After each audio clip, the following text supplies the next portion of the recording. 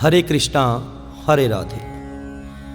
हम अपने जीवन काल में जो मर्जी कर्म करें, हम मंदिरों में भी जाते हैं, गुरुद्वारों में भी जाते हैं, हर परमात्मा को मानने के लिए हर वो संभव कार्य करते हैं जिससे हमारे घर में सुख शांति बनी रहे। लेकिन सबसे पहले शांति हमें अपने पितरों की देखनी है, क्योंकि मंदिरों में मत्था टेकने से, गुरुद्वारों में अरदास करने से या मस्जिदों में नमाज पढ़ने से, देखो मैं दुनिया का नहीं, मैं अपना बता रहा हूं। देखो हर इंसान की अलग अलग सोच होती है। जो मेरी सोच है, ना तो भगवान मिले हैं ना कभी मिलेंगे, क्योंकि माँ बाप से बड़ा कोई भगवान नहीं है जिन्होंने ये हमें अमूल्य जीवन दिया।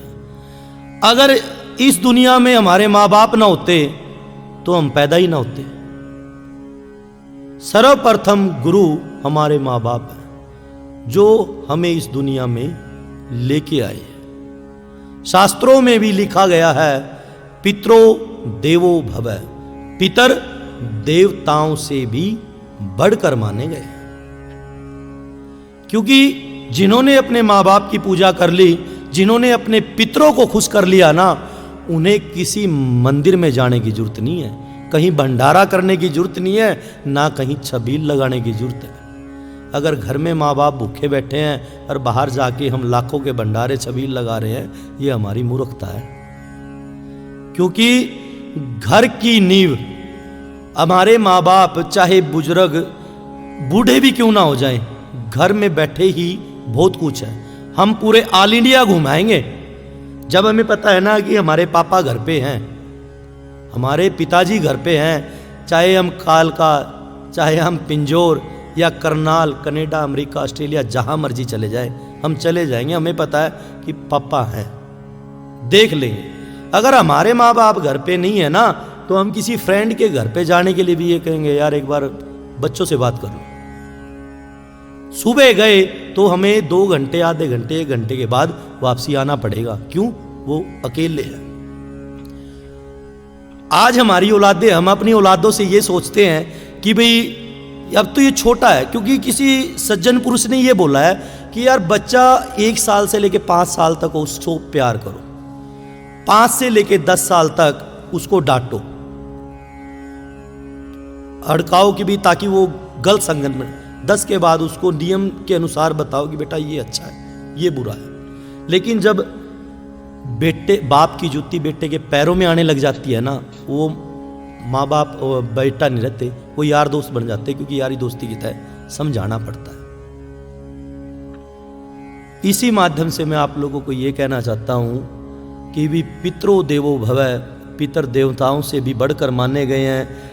चाहे मैं आज यहाँ चंडीगढ़ में भी क्यों ना हूं, जैसा देश वैसा भेष।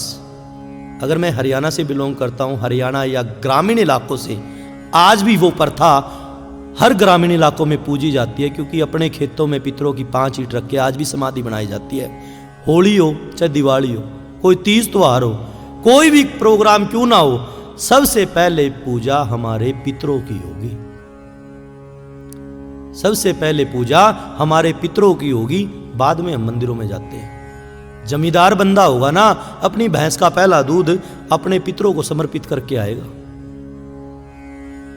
सारी बात छोड़ो, देखो मेरी लैंग्वेज हरियाणवी है, हरियाणवी में एक बात कह दूं मैं आपको कि भाई पितरों को, जो अगर किसी लड़के की शादी भी होती है ना, शादी का रिश्ता भी होता है, तो वहां पे भी सबसे पहले पितरों के नाम का कपड़ा आएगा। नहीं आता हो तो आप एक बार सोच के बता देना। शहरों में हम ये सोचते हैं कि भी हमने कोठी, बंगले, मकान बना लिए, लेकिन घर तो वो है जब हम गांव में रह के, अगर हमारे घर में सब्जी ना बनी ना, तो हम अपने चाचे ताऊ आगे जाकर खाया करते। हर घर के नु पूछते, बेटा रोटी नहीं खानी कि पेट भर रहा जी। आज क्या है, अगर फ्लैट वाइज में ऊपर खाना बन रहा है तो नीचे भी नहीं पता कि अगले का बन के रहा है। इसीलिए सारी बातों को छोड़ के सारा हरियाणवी कल्चर तो देखो, चाहे हरियाणा का बंदा कनाडा भी क्यों ना चला जाए, एक मोढे पे पड़ना और पैरा में स्पोर्ट्स शूज और कुर्ता पजामा, दूर तक बता देगा भाई हरियाणा का है। चाहे वो इंग्लिश में क्यों ना बात कर ले अगले से, दूर से ही बता देगा हरियाणा का, चाहे करनाल का हो, चाहे पानीपत का हो। सारा घोल मेल फिर के यही बात आती है कि पितरों को सबसे पहले पूजो। अगर किसी के घर में पितर दोष भी है ना, तो वो पितर दोष दूर किया जा सकता है। जरूरी नहीं कि वो खर्चे के हिसाब से, वही कुंडली का हिसाब है, नग नहीं पाने, नग नहीं डालने, उपाय करने हैं। हमारे पितरों को, हमारे बड़े बुजुर्गों को अगर हम देखें भी कि मीठा पसंद होता है, आज के टाइम में कोई मीठा नहीं खाता। पहले के टाइम में बड़े बुजुर्ग बहुत सारा मीठा खा लेते थे, उनको देसी खाना पसंद था। आज हम कहाँ से नॉर्मल स्टील की थालियों में खाना खाते हैं, पहले वो पातलों में खाना खाते थे। अगर हमने पुराने से पुराना पितर दोष भी दूर करना है, वो भी दूर हो सकता है। अगर हम मिट्टी के 3 बर्तन, एक मिट्टी के बर्तन में खिचड़ी, एक मिट्टी के बर्तन में दही, एक मिट्टी के बर्तन में 5 मिठाई और घी का दिया जगा के किसी भी शमशान के अंदर पीपल के नीचे बैठ के हाथ जोड़ के अक्समा मानने ना कि मुझे नहीं पता कि हमारे पितर कौन है, क्योंकि हम ज्यादा से ज्यादा 3 पीढ़ियां जान सकते हैं, लेकिन हम अपने गोत्र के हिसाब से हमारे पितर नहीं पता कौन होंगे। किसी शाणे म्याणे बंदे ने एक बात कही है जी, गांव के छड़े मतलब शमशान घाट, गांव के शमशान घाट और किसी भी बेगाने गांव का जोड़ तालाब, उसमें हमेशा सोच समझ के पैर रखना चाहिए, गहराई का नहीं पता होता। और गांव के छड़ों में हमें नहीं पता कि हमारी कितनी पीढ़ी हमारा संस्कार हो चुका है, क्या पता कौन सा हाथ पकड़ ले, ये तो मेरे कुल का मेरा पोता है।